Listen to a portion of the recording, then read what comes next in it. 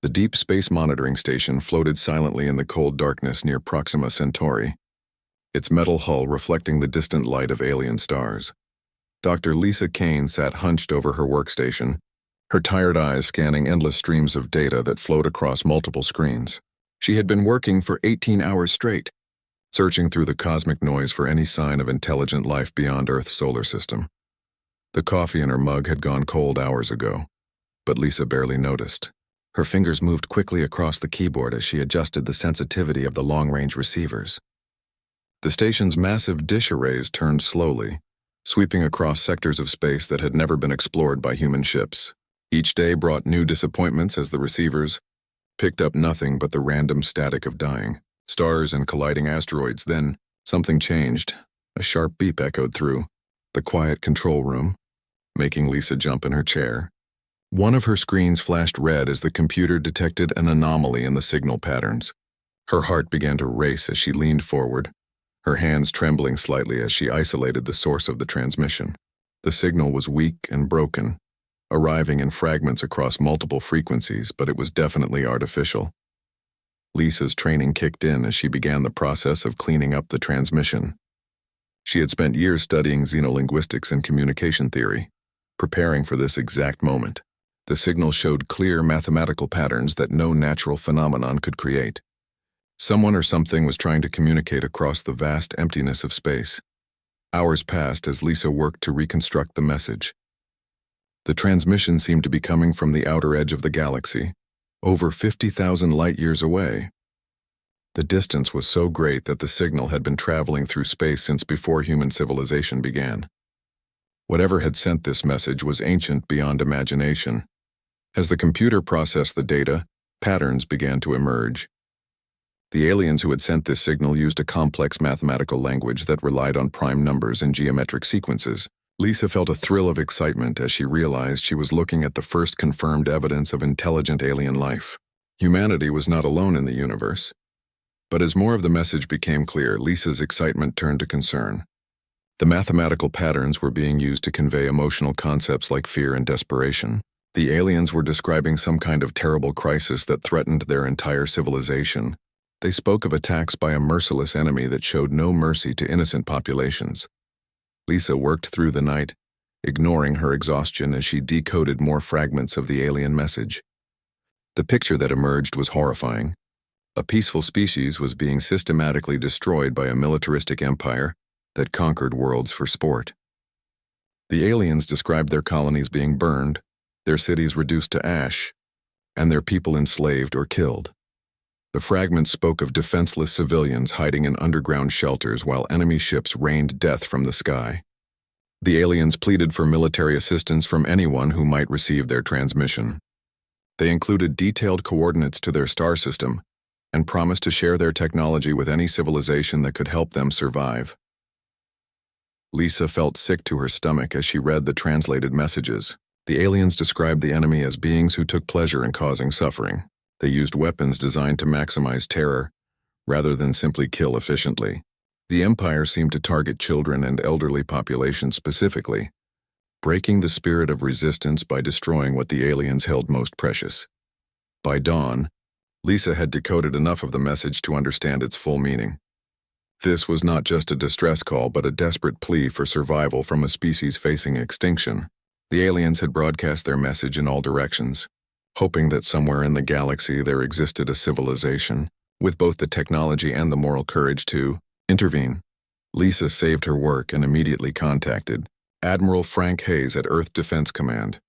The Admiral was a veteran of humanity's colonial wars and had seen enough suffering to understand the urgency in Lisa's voice.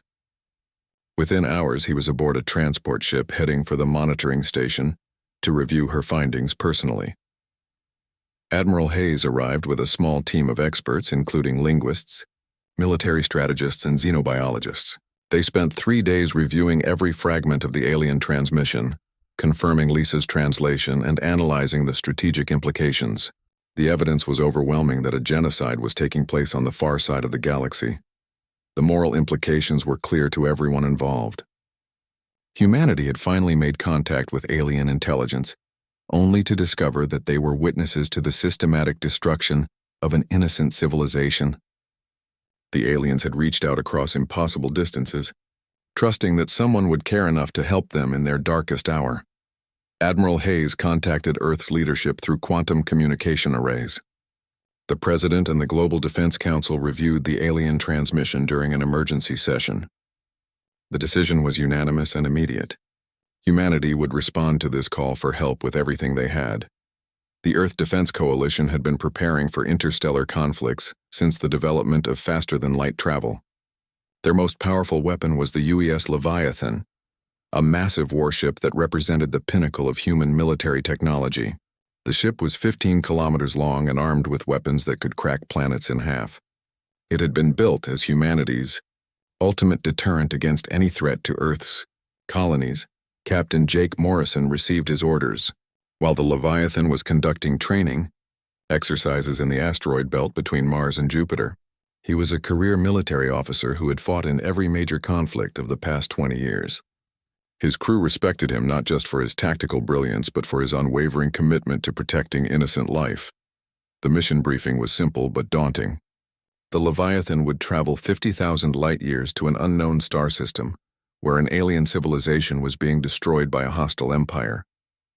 They would assess the situation and provide whatever military assistance was necessary to stop the genocide.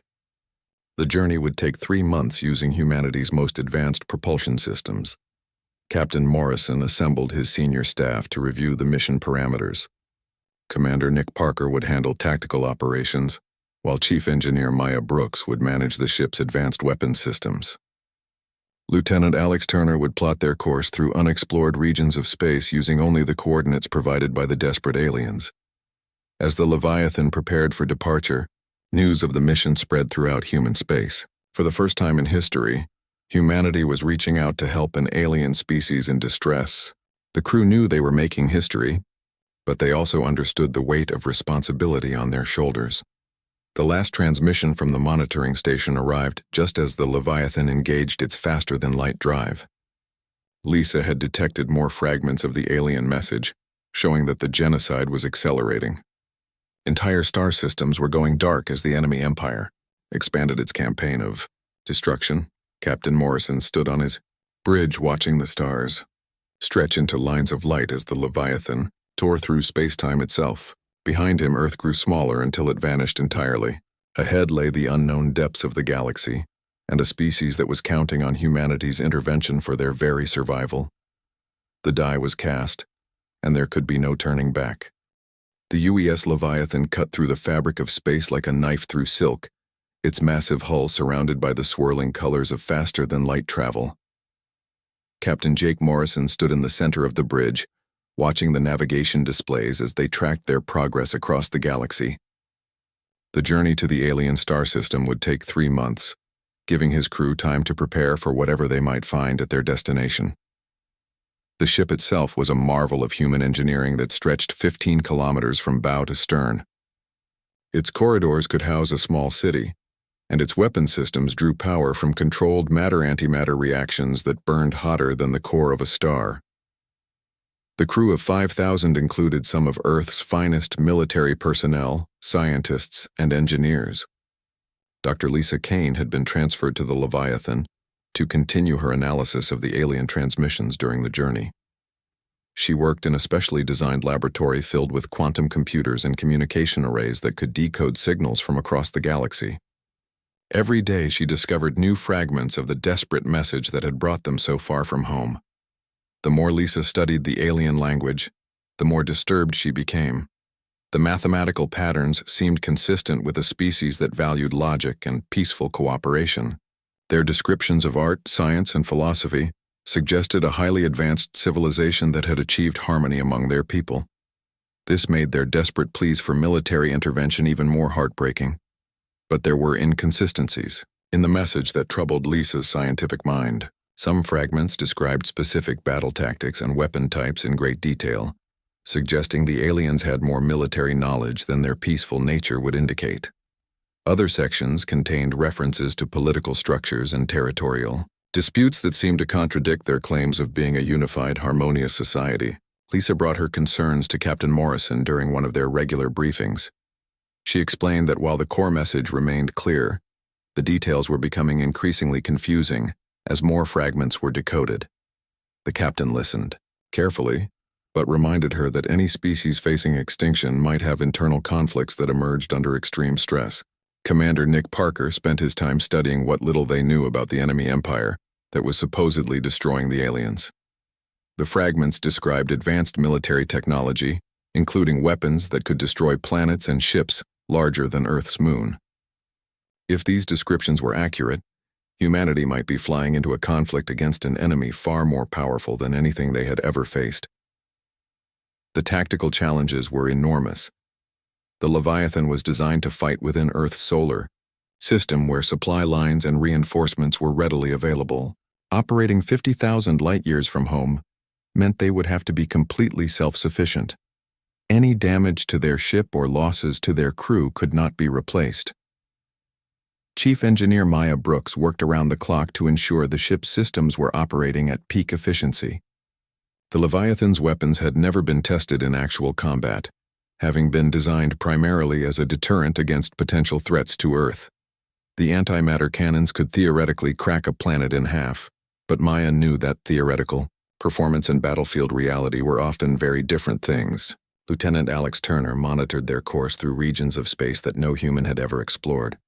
His star charts ended at the edge of the local group, leaving vast stretches of their journey completely unmapped. The navigation computers worked constantly to plot their position using distant pulsars and galactic landmarks, but the margin for error increased with every light year they traveled. 2 weeks into their journey, the Leviathan's long-range sensors detected something unexpected. Energy signatures consistent with massive space battles were scattered across their route, suggesting that other civilizations were also responding to the alien distress call. The implications were staggering.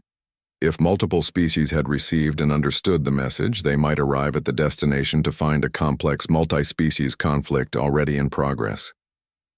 Captain Morrison called a meeting of his senior staff to discuss this new development. The possibility that other alien civilizations were converging on the same coordinates added layers of complexity to their mission.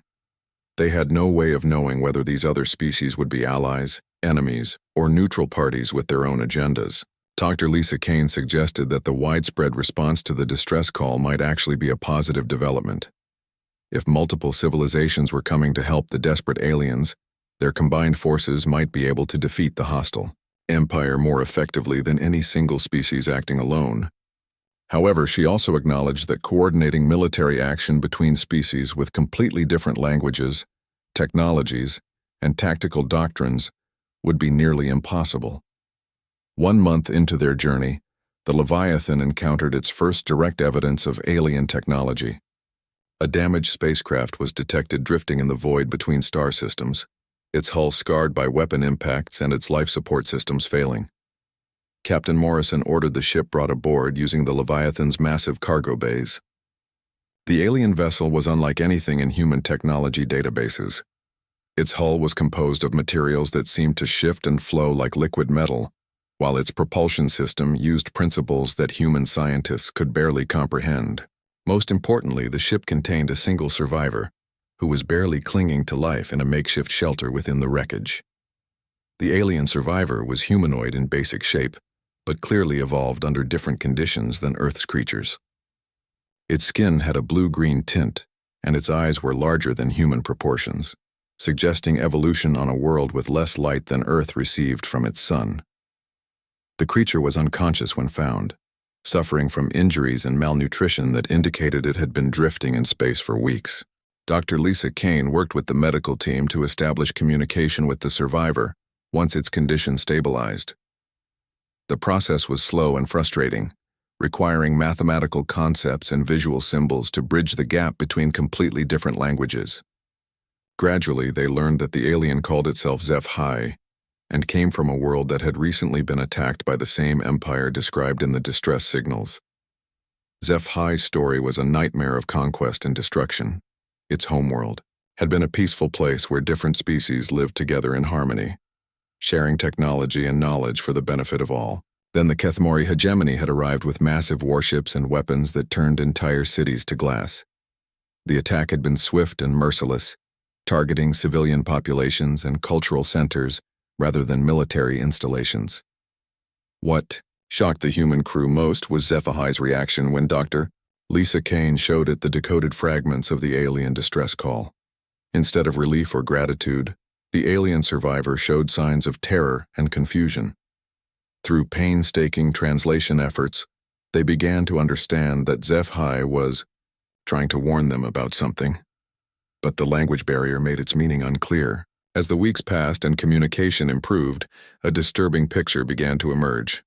HFY seemed to be saying that the distress call itself was somehow wrong or dangerous, but the specifics remained frustratingly unclear. The alien would become agitated whenever certain fragments of the message were displayed, pointing at mathematical symbols and making sounds that the translation computer interpreted as warnings or denials. Captain Morrison found himself facing a growing dilemma as they approached their destination. The mission parameters were clear: respond to the alien distress call and provide military assistance to stop a genocide. But HFY's warnings suggested that something fundamental about their understanding of the situation might be incorrect. The long-range sensors were now detecting massive energy discharges from their destination system, confirming that a major space battle was already underway. Multiple fleets of unknown composition were engaged in combat around the star system that had sent the original distress call. The Leviathan was approaching what appeared to be the largest interstellar conflict in galactic history. Captain Morrison stood on his bridge watching the tactical displays as they prepared to drop out of faster-than-light travel. In a few hours, they would finally learn the truth about the desperate aliens who had called for help across the vast emptiness of space. Whatever they found waiting for them would determine not only the fate of humanity's first contact with alien civilization, but possibly the future of the galaxy itself. The UES Leviathan dropped out of faster-than-light travel at the edge of the alien star system, and Captain Jake Morrison felt his blood turn cold at the sight that greeted them. The space around the distant star was filled with the wreckage of hundreds of ships, their broken hulls spinning slowly in the darkness like a graveyard of metal and dreams. Explosions flashed in the distance as massive vessels exchanged weapons fire that could be seen across millions of kilometers. Commander Nick Parker worked frantically at his tactical station, trying to make sense of the chaos displayed on the ship's sensors. At least 12 different types of alien technology were engaged in fierce combat, with ship designs ranging from elegant crystalline structures to massive mechanical fortresses that bristled with weapon systems. Energy readings showed that some of these vessels possessed firepower that rivaled the Leviathan's own devastating capabilities. The battle had clearly been raging for weeks. Debris fields marked the locations where entire fleets had been destroyed, and the electromagnetic signatures suggested that several different faster-than-light technologies had been used to bring forces from across the galaxy. Captain Morrison realized with growing horror that the alien distress call had been received by dozens of different civilizations, each arriving with their own interpretation of what help was needed. Dr. Lisa Kane stood beside HFY in the observation deck, watching the alien survivor's reaction to the ongoing battle. The creature had become increasingly agitated as they approached the system, and now it was making sounds that the translation computer struggled to interpret. The closest approximations seemed to be expressions of grief and despair, mixed with what might have been apologies or regrets. Lieutenant Alex Turner reported that his navigation sensors were detecting gravitational anomalies throughout the system. The massive energy weapons being used by the various fleets were actually damaging the fabric of space-time itself, creating dangerous distortions that could trap or destroy any ship that ventured too close. The space around the inner planets had become a maze of invisible hazards that made conventional navigation nearly impossible.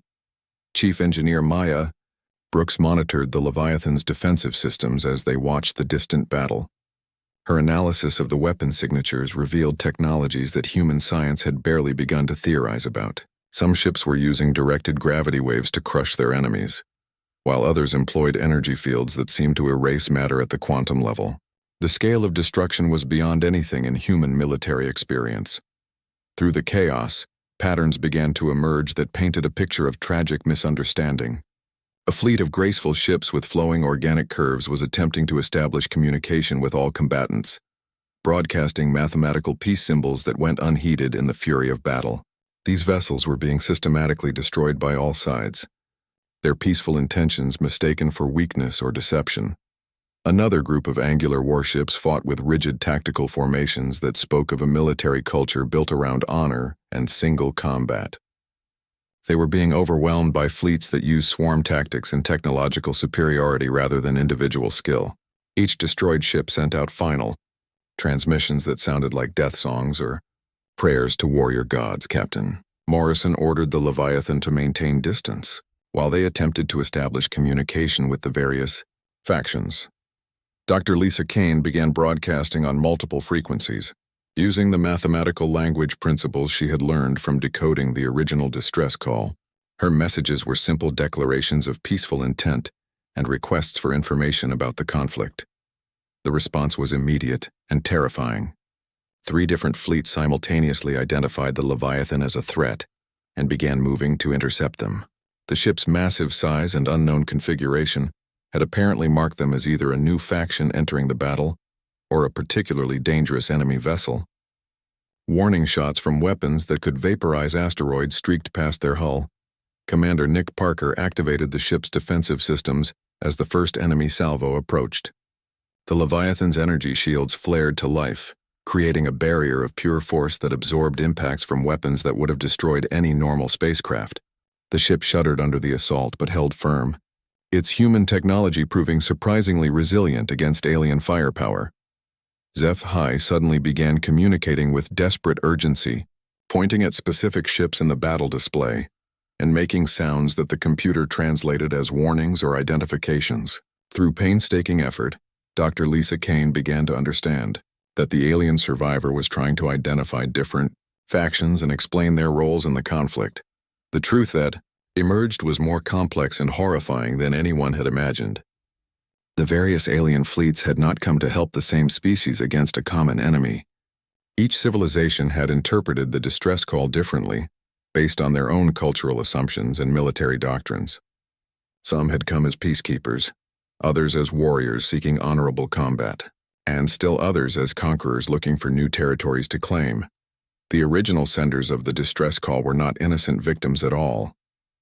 HFY's frantic explanations revealed that the Kethmori hegemony were masters of psychological warfare, who used propaganda and deception to manipulate other species into destroying each other. The desperate pleas for help had been a carefully crafted lie designed to draw potential enemies into a single location where they could be eliminated efficiently. Dr. Lisa Kane felt sick as she realized the full scope of the deception. The mathematical language that had seemed so logical and peaceful was actually a sophisticated manipulation tool. The Kethmori had studied the psychology of dozens of different species and crafted their message to appeal to each civilization's specific moral values and cultural triggers. The hegemony's true fleet was nowhere to be seen in the main battle. According to HFY, they were hiding in the system's outer asteroid belt, watching as their enemies eliminated each other. Once the various fleets had exhausted themselves in combat, the Kethmori would emerge to claim victory over the survivors and add their technology to their growing empire. Captain Morrison faced an impossible decision as enemy ships closed in on the Leviathan from multiple directions. Any aggressive action would likely be misinterpreted by other factions as confirmation that humanity was another threat to be eliminated. But allowing his ship to be destroyed would accomplish nothing, except adding human technology to the graveyard of good intentions that filled the system. The situation deteriorated rapidly when long-range sensors detected new energy signatures emerging from the asteroid belt. The Kethmori fleet was finally revealing itself, moving to attack all combatants while they were weakened by hours of continuous fighting. Their ships were sleek and deadly, designed for maximum psychological impact with hull configurations that resembled predatory creatures from Nightmare. The hegemony's weapons were specifically engineered to cause terror rather than simply destroy their targets. Ships struck by their energy beams died slowly and loudly, their hulls screaming as they were torn apart by forces that seemed to violate the basic laws of physics. The psychological effect on surviving crews was devastating, breaking their will to fight even before their ships were destroyed. Watching this calculated cruelty unleashed against civilizations that had come to help what they believed were innocent victims Captain Morrison felt something cold and hard settle in his chest. The Kethamori had manipulated dozens of species into a trap that would claim millions of lives, all for the sake of expanding their empire of fear and suffering. The time for restraint and careful diplomacy had passed. Humanity had traveled 50,000 light-years to prevent a genocide, only to discover that they had walked into one instead. The question now was not whether to fight, but whether the Leviathan possessed enough firepower to end a conflict that threatened to consume every free civilization in the galaxy. Chief Engineer Maya Brooks looked up from her control station with grim determination in her eyes. The ship's main weapon systems were fully charged and ready for deployment. Captain Morrison gave a single nod of understanding, and the real battle for the future of galactic civilization was about to begin. Captain Jake Morrison stood on the bridge of the UES Leviathan and made a decision that would echo across the galaxy for generations to come. The massive human warship had been built to protect Earth from any threat, but now it would serve a different purpose entirely. Humanity was about to show the galaxy what happened when innocent civilizations were manipulated into destroying each other for the amusement of tyrants. Chief Engineer Maya Brooks received the authorization she had been waiting for and began the power-up sequence for the Leviathan's main weapons array. Deep within the ship's core, matter and antimatter began their deadly dance in carefully controlled magnetic fields. The energy released by their annihilation was channeled through focusing crystals that had been grown in zero gravity over the course of years. No human weapon had ever been fired in anger on this scale. Commander Nick Parker selected the first target with cold precision. The Kethamori command vessel was a massive dreadnought that lurked at the edge of the battle, coordinating the slaughter of the various alien fleets that had responded to their false distress call. The ship was easily twice the size of any other vessel in the system, its hull covered with weapons that gleamed like the teeth of some cosmic predator. The main cannon of the Leviathan began to charge with a sound that seemed to make reality itself vibrate. Energy readings throughout the ship climbed to levels that pushed every system to its absolute limits. The weapon drew power directly from the ship's core reactor, channeling enough energy to light up an entire solar system for the brief moment of its firing. Lieutenant Alex Turner calculated the firing solution with mathematical precision that would have impressed the ancient alien civilizations. The target was over 2 million kilometers away, but the Leviathan's targeting computers tracked every subtle movement of the enemy vessel. There would be no second chances if the first shot missed its mark. Dr. Lisa Kane watched the battle displays with Zephi beside her, both of them knowing that the next few seconds would determine the fate of every ship in the system. The alien survivor had explained that the Kethamori believed themselves to be invincible because no single civilization had ever possessed the technology to challenge their empire directly. They were about to learn how wrong that assumption could be. The moment of firing arrived with a flash of light that briefly outshone the system's star. A beam of pure annihilation stretched across space in an instant, crossing the vast distance between the Leviathan and its target faster than thought itself. The energy contained in that single shot was equivalent to the complete conversion of a small moon into raw force. The Kethamori command vessel simply ceased to exist. There was no explosion, no dramatic death throes, no final transmission of defiance or fear. One moment the massive dreadnought was coordinating the destruction of innocent civilizations, and the next moment, there was only empty space where it had been. The beam had not merely destroyed the ship, but had erased it from reality at the quantum level. The effect on the rest of the battle was immediate and profound. Every weapon in the system fell silent as alien minds struggled to comprehend what they had just witnessed. Ships that had been locked in mortal combat moments before drifted motionless in space as their crews tried to understand how an entire dreadnought had been deleted from existence by a single shot. Captain Morrison opened communication channels to all remaining vessels using every frequency and transmission method the Leviathan possessed. His message was simple and direct, broadcast in the mathematical languages that Dr. Lisa Kane had learned from studying the original distress call. Humanity had come to end the deception that had trapped so many civilizations in pointless conflict. The response from the various alien fleets was a mixture of fear, confusion, and desperate hope. The peaceful species that had come seeking diplomatic solutions transmitted gratitude and relief, that someone finally possessed the power to stop the Kethmori manipulation. The warrior cultures sent messages of respect for a display of force that exceeded their own military capabilities. But the Kethmori were not finished. Their remaining ships emerged from hiding places throughout the asteroid belt, converging on the alien fleets with weapons that shrieked as they fired. These were not ordinary energy weapons, but psychological warfare tools designed to break the minds of their targets before destroying their bodies. The sounds of ships dying under Kethmori, assault carried across space like the screams of tortured souls. Commander. Nick Parker coordinated the Leviathan's response with the cold efficiency of a surgeon removing a cancer. Each Kethmori vessel was targeted and eliminated with precision that left no room for escape or mercy. The human ship's secondary weapon systems proved just as devastating as their main cannon, sending streams of coherent energy across the battlefield that turned enemy ships into expanding clouds of superheated gas. Chief Engineer Maya Brooks managed the power distribution across dozens of weapon systems simultaneously, her hands dancing across control panels with practiced expertise. The Leviathan had been designed to fight entire enemy fleets single-handedly, and now the theoretical capability was being tested in the most brutal possible circumstances. Every shot had to count because there would be no opportunity to retreat or regroup. The Kethmori tried tactics that had served them well against other civilizations.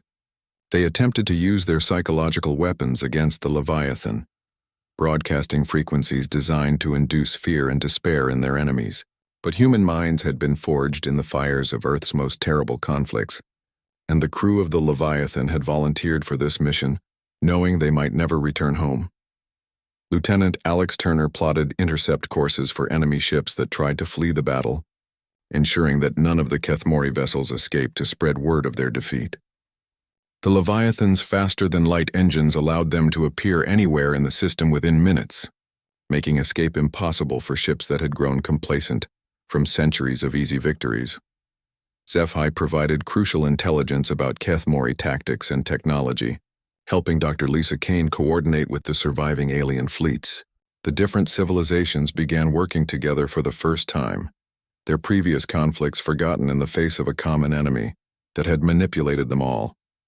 Ships that had been trying to destroy each other hours before now moved in coordinated formations under human tactical direction.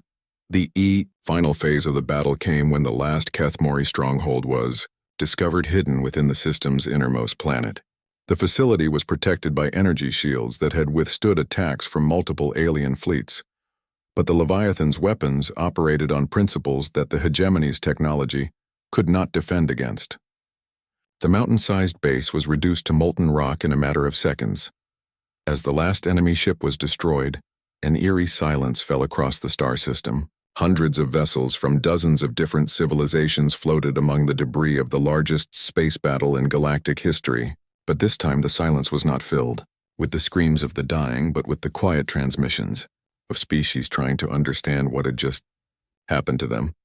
Captain Morrison looked out at the alien fleets that surrounded his ship and realized that humanity had just become something they had never intended to be. They were no longer simply another species exploring the galaxy, but the civilization that other races would look to for protection against threats too powerful for any single world to face alone. The mission that had begun as a rescue operation had become something far more significant. Humanity had taken its first step toward becoming the guardians of galactic civilization, and there would be no going back from the responsibilities that role would bring. The Leviathan and her crew had answered a false distress call, but in doing so they had prevented a real catastrophe that would have consumed the galaxy in endless war. The aftermath of the Great Battle left the star system filled with ships from dozens of different civilizations, all looking to the UES Leviathan for guidance in a situation that none of them had ever imagined possible. Captain Jake Morrison found himself thrust into the role of galactic mediator as representatives from various alien species requested permission to come aboard his ship to discuss what would happen next. The first to arrive was Counselor Gendar from the Zenth Republic, whose diplomatic vessels had suffered terrible losses while trying to establish peace during the battle. The tall, graceful being moved with fluid motions that spoke of evolution on a world with lower gravity than Earth. Its large eyes held a mixture of gratitude and cautious hope as it addressed The human captain, through translation devices that had been hastily assembled by Dr. Lisa Kane Gendar, explained that the Zenth had been trying to create a galactic alliance of peaceful species for over 1,000 years, but their efforts had always been thwarted by aggressive empires like the Kethmori hegemony. The diplomatic protocols they had developed could theoretically unite hundreds of different civilizations under common principles of mutual respect and non-interference, but they had never possessed the military power necessary to enforce those principles against determined aggressors. The warrior clans of the Drakmor species sent their own representative, a scarred veteran named Battlemaster Korath, who bore the marks of countless conflicts across his reptilian hide. He spoke of honor and strength in terms that Commander Nick Parker found surprisingly familiar, despite the vast differences between human and Drakmor military traditions. Korath explained that his people had been fighting the Kethmori for generations, winning individual battles but never able to strike at the heart of their empire. Other species arrived with their own stories of manipulation and loss.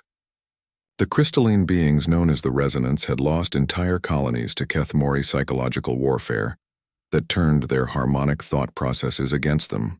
The mechanical intelligences of the Nexus Coalition had seen their carefully ordered society disrupted by propaganda broadcasts that introduced chaos into their logical decision-making systems.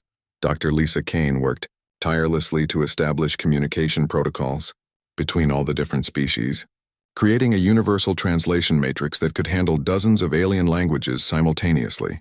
The task was complicated by the fact that some species communicated through methods that humans had never encountered, including telepathic impressions, chemical scent markers, and electromagnetic field fluctuations.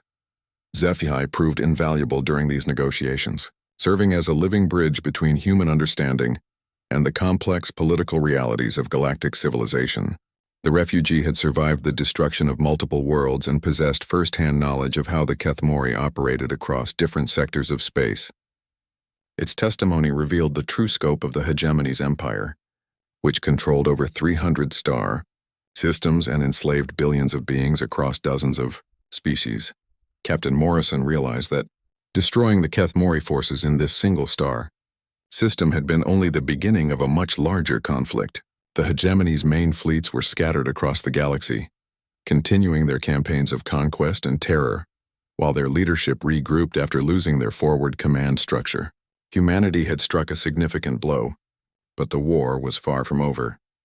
The assembled alien representatives proposed the formation of a new galactic alliance that would coordinate military action against the remaining Kethmori forces.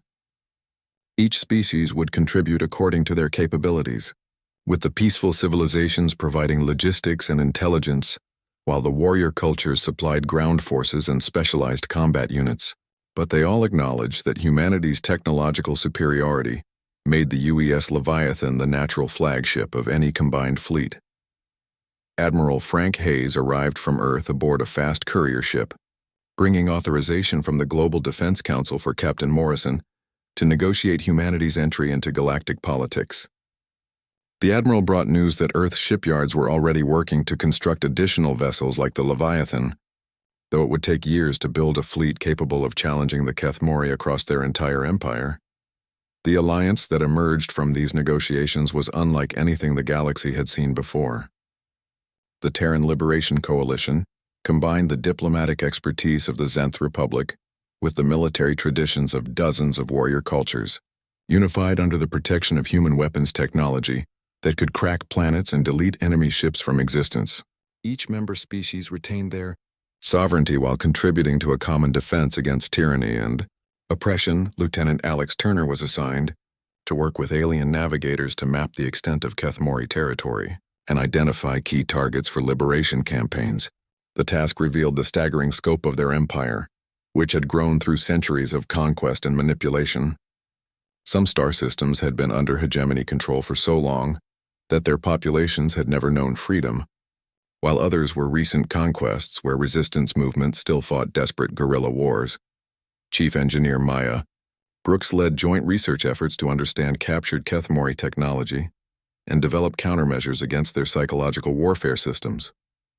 The work revealed that much of their advanced weaponry had been stolen from conquered civilizations, then modified to maximize terror rather than military effectiveness. This discovery allowed coalition forces to turn the hegemony's own weapons against them with devastating results. The first liberation campaign targeted a cluster of star systems where Katamari forces were still consolidating their control after recent conquests. The combined fleet that assembled for this mission included vessels from over 20 different species, each contributing their unique capabilities to a coordinated assault that the enemy had never experienced before. The Leviathan served as command ship, its superior sensors and communication systems allowing real-time coordination across light years of space. The campaign was a complete success, with Katamari forces surrendering or retreating from every contested system within weeks. But more importantly, the liberated populations provided intelligence about hegemony operations that allowed the coalition to plan even larger offensives. Former slaves became volunteers in the growing rebellion that spread across Katamari space like wildfire. Captain Morrison watched from his bridge as the final Katamari stronghold in the sector was reduced to ruins by concentrated fire from the Allied fleet.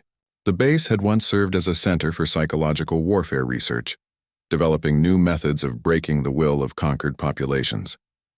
Its destruction sent a clear message that the age of Katamari dominance was coming to an end. The war continued for 2 more years as coalition forces systematically dismantled the hegemony's empire system by system. Some Katamari commanders chose to surrender and face trial for their crimes, while others fought to the bitter end rather than accept defeat. But the outcome was never in doubt once the galaxy's free peoples united under common purpose and human military protection. Dr. Lisa Kane established the Galactic Communication Institute on a liberated world near the center of former Katamari space, dedicated to preventing future misunderstandings between species through improved translation and cultural exchange programs. The facility became a symbol of the new age of cooperation that was emerging from the ashes of the old empire. HFY chose to become the first non-human citizen of Earth, serving as an ambassador between humanity and the dozens of alien species that now look to humans as protectors and allies. Its journey from refugee to diplomat embodied the hope that was spreading across the galaxy as former enemies learned to work together toward common goals. The UES Leviathan continued to patrol the outer reaches of coalition space, its massive presence serving as a deterrent to any who might consider following the Katamari example. Captain Morrison often stood on his bridge looking out at the stars, knowing that humanity had found its place in the galaxy not as conquerors, but as guardians of the peace that so many civilizations had died trying to achieve.